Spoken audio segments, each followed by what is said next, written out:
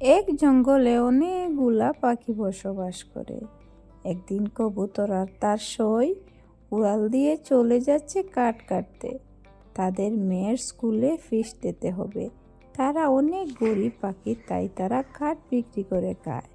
তো এখানে এসে সই বলছে, কবুতর তোমাকে তো বলা হয়নি, মেয়ের স্কুল থেকে বের করে দিয়েছে, আর বলছে যদি টাকা না দেই তাহলে ওকে আর পড়তে দেবে না। তারপর কবুতর বলল, তুমি চিন্তা করো না সই, আমরা ঠিক কোনো একটা ব্যবস্থা করে নেব। আজকে কাঠ কেটে বাজারে বিক্রি করব। যদি সামান্য টাকা পাই তাহলে মেয়ের স্কুলে দিয়ে দেব। আমাদের না খাবার থাকলে না খেয়েই থাকবো, কিন্তু মেয়ের স্কুলের ফিস দিব। চলো আমরা এখন কাঠ কাটতে চলে যাই। তারপর তারা চলে আসে বড় একটি গাছের নিচে। এই গাছ থেকে তারা কিছু কাঠ কাটবে।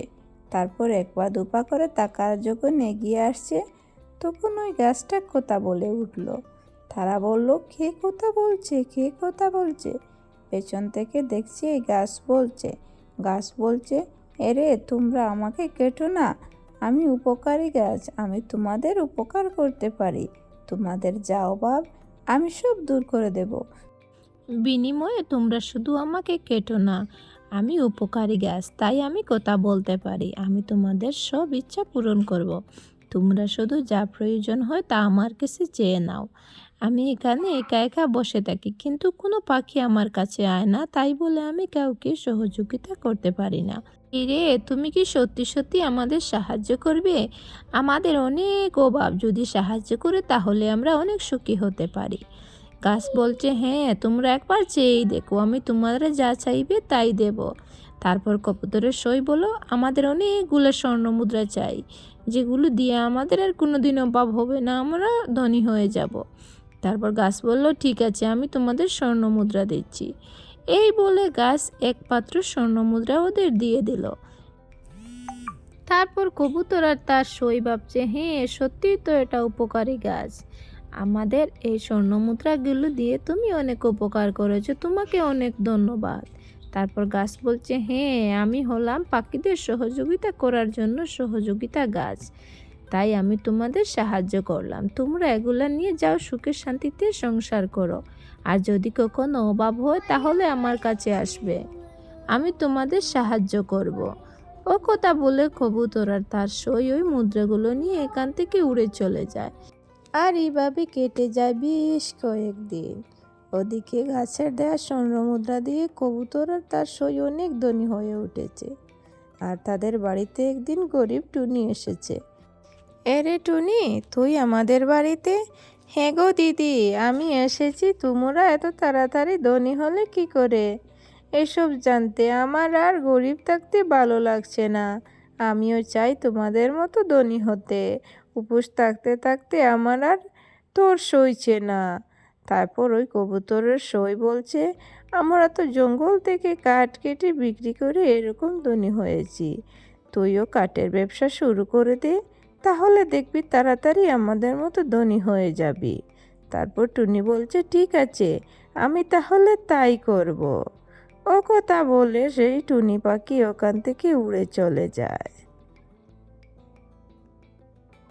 আমার কবুতরের সই বলছে, হা হা হা, আমি ওকে বুদ্ধি দিয়েছি কাঠ কেটে বিক্রি করতে, জীবনেও ধনী হতে পারবে না। তারপর কবুতর এসে বলছে, কি গো সই, একা একা হাসছো কেন? সই বলছে, জানো, টুনি পাখি এসেছিল, ও আমরা কিভাবে ধনী হয়েছি সেটা জানতে চেয়েছিল। তারপর আমি বলেছি কাঠ কেটে বাজারে বিক্রি করে এরকম ধনী হয়েছি।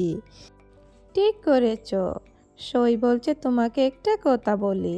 তারপর তারা কানে কানে কি যেন বলল, আর ওখান থেকে দুজনে উড়ে চলে গেল।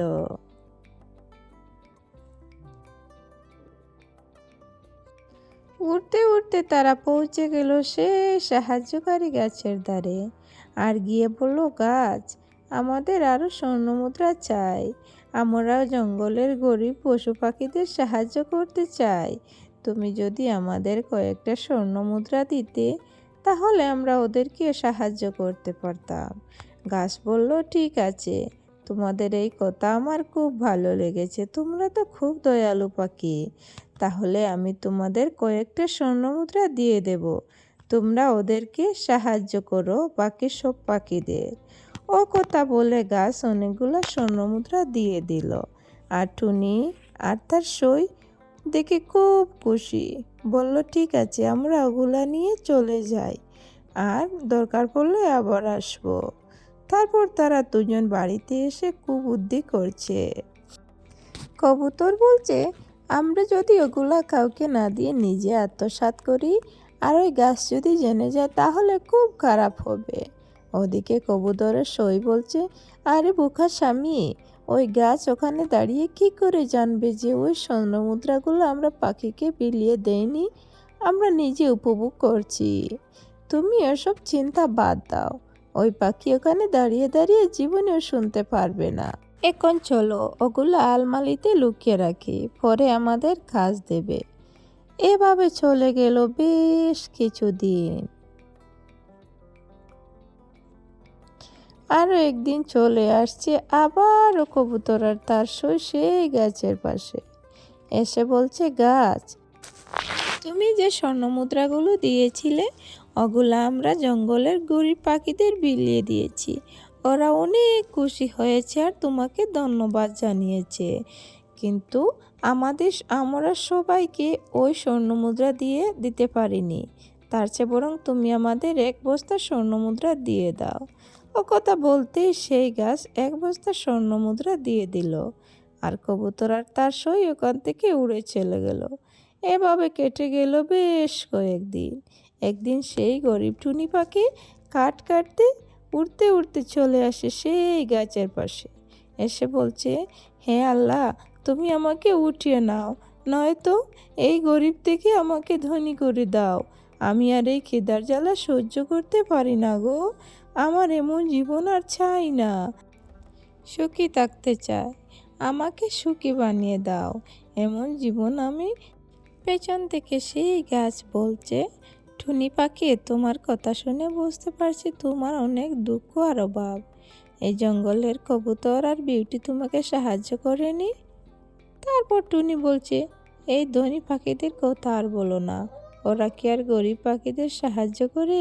ফিরেও তাকায় না, আর যদি কখনো যাই তাহলে দূর দূর করে তাড়িয়ে দেয়, ওদের কথা আর বলো না। তারপর গাছ বলছে, কি বলছো, তাড়িয়ে দে?